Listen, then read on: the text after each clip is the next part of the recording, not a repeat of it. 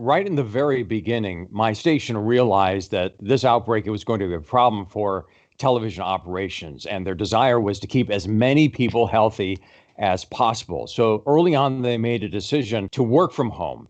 And the weather team was the first to be sent home. And they sent us home with a laptop that would allow us to control our weather computers from our home. So I pulled up a good microphone. I got a preamp out and found out that I could plug that into my cell phone and then broadcast not only to the TV station, but to the radio station, which we've been doing lately as well. So I started researching different audio possibilities. And that's when I reached out to Gabe, because I know he has not only a tremendous experience with audio and high quality audio, but he also has experience working at our TV station. He knows how it works.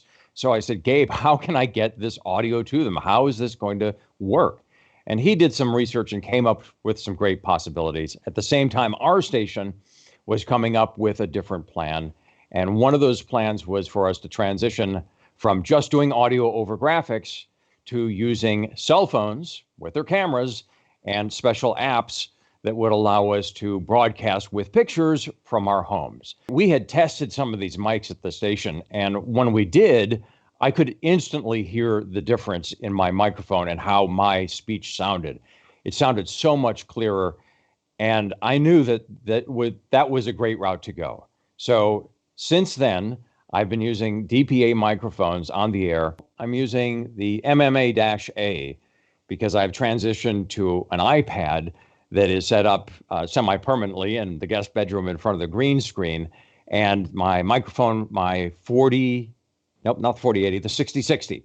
The 6060 is running in through a USB cord.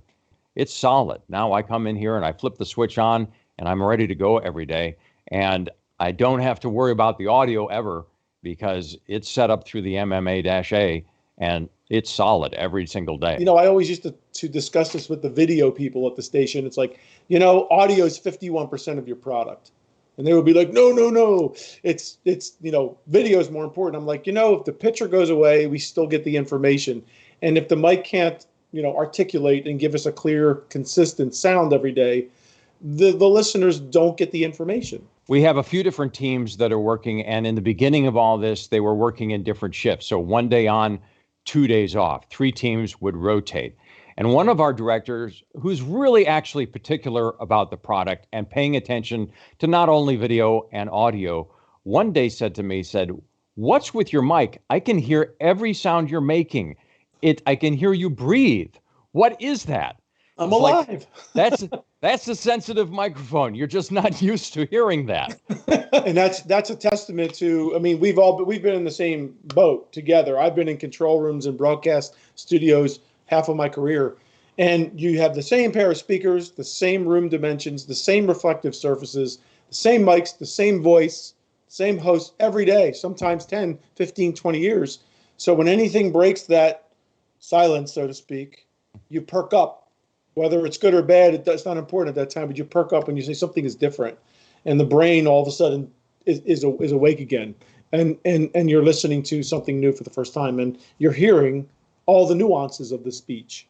And that is something that would be a very welcome thing in broadcast, especially because everyone is at home in their extra bedroom right now. Right? It's true. It's true. And as a consumer of television, I can't put up with bad audio on television. If there's a source that doesn't sound good, if somebody's watching on that television and the audio's not good, it's like, I just don't want to watch that film or that television show. If I start thinking about how something sounds or have trouble understanding something, then suddenly that's a problem. It's a problem if you're in a communication business, you're trying to get your point across. Exactly. If people don't understand you, if they can't hear you properly, then they lose interest. They might go and do something else, especially when I'm on television in the morning. People are usually busy getting ready for work or, taking care of the kids or the dog or something like that. Exactly. So as soon as they lose that communication path, their mind goes somewhere else. The engineers at the station, have they noticed a difference? And has your IFB and other people's systems been noticeably a little better? The chief engineer of our television station reached out to me early on when I started to improve my setup at home, first downstairs in the family room and then up here. And he said, "Oh my God, you look and you sound great, better than Al Roker on the Today Show." And a lot of the people, including the network people, were thrown home with very little equipment. When I set this up upstairs, because I did this on my own, I know they're busy back at the station setting up that other control room at our old facility, and they've got 100 other fires to put out. So I ordered up these lights. I found the green screen, watched some YouTube videos, and after some trial and error and a few call-ins to the control room, we made it work. And that's an Omni capsule. Oh, right here. Yeah. Yes. Yeah. I forgot I was wearing it. That's a lot of people do that. They'll walk off stage with it. It's 3 millimeters of nothing and big sound. That's fantastic.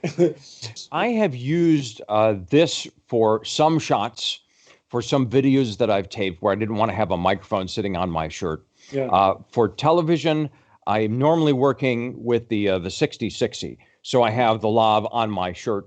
And like I said earlier, I think a lot of television audiences in the U.S. are used to seeing somebody with a lav on. If they don't see it, if my director doesn't see it, he says, "Where's your microphone?" I don't see it.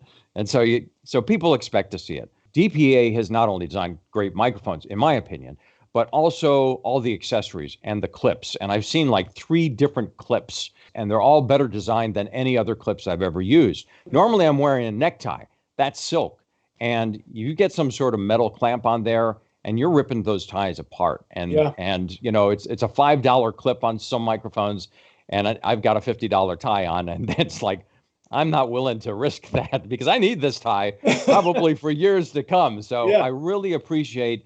And the one for the 6060 is different than the 4080, but Yes. you can see they put some design into all of this. Yeah. It's really beautifully done. And there it is right there, the 4080, one of my favorite little microphones. Actually has an interference tube inside of it to create a really tight focused pattern on just your voice. So if you want to cut out the room, you would use that microphone. Like when they did the convention a couple of years ago, they had like 14 people running for president, if you remember. They all had that mic on because it was being broadcast in the room, broadcast at home, and that carved out just enough of the noise rejection, but also brought in the liveliness of the room. So you have a nice arsenal there of DPA microphones. I really do. The 6060 is a beautiful sounding microphone. It sounds fantastic.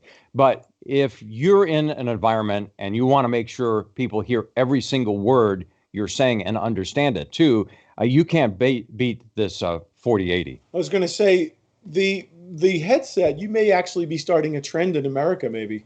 It's just very elegant looking. I think a lot of us have used headsets through the years that don't really fit.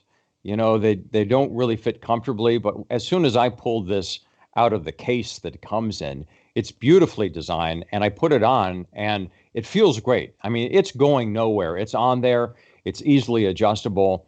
It's the best I've ever seen, and it sounds fantastic too. So it's another example of great design from the microphone to everything else that is attached to that microphone as well. So hats off to DPA. The communication starts with the audio. Visually, obviously, that's the medium I'm in. It's very important as well. But if you just can see me, but you can't hear me, that doesn't work, does it? No, it doesn't. Well said. That's fantastic.